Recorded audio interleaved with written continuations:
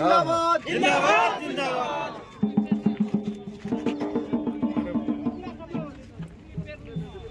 किन मुद्दों को लेकर यहाँ धरना प्रदर्शन हो रहा है? देखिए, ग्रामीणों का हमें लगता है कि महीनों से आवेदन इस बिंदु पर था।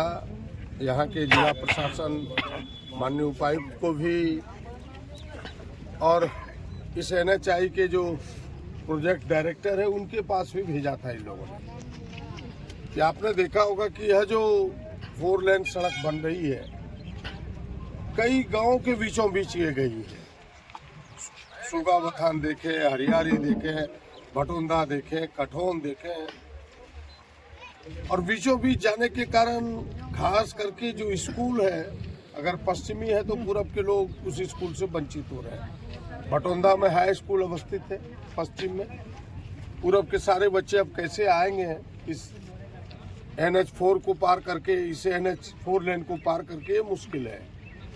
आप भटुंदा मुख्य चौक को देखें तो उसके हाट पूरब साइड में है, पंचायत वन पूरब साइड में है, स्वास्थ्य वन पूरब साइड में है, वहाँ भी 4 लेन है।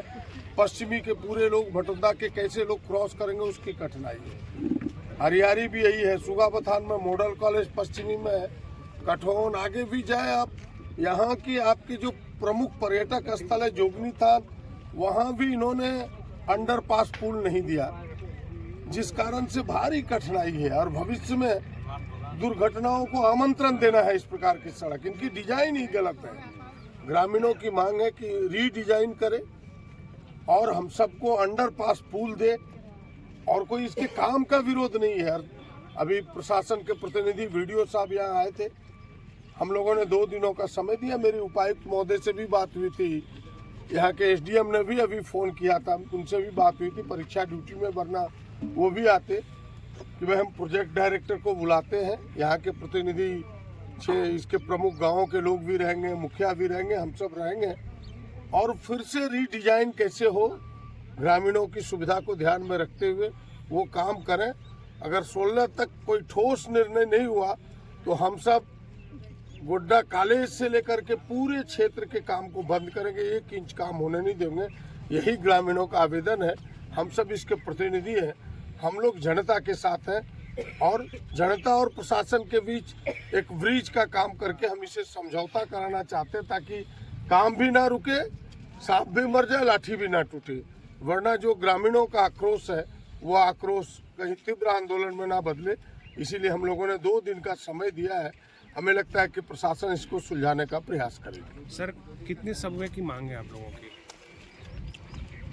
क्या मतलब कितना जो पार पथ हुआ अंडरपास? हमें लगता है कि 4 मिनिमम तो देना ही होगा, तभी ये इसका समाधान होगा, लोगों का समस्या का समाधान होगा। लगातार एक्सीडेंट हो रहा है, उसके लिए भी कुछ कर रहे हैं?